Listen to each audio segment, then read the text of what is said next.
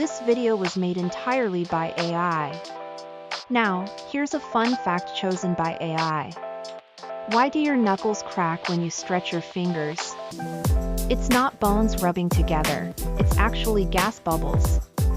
When you stretch a joint, pressure drops in the fluid around it.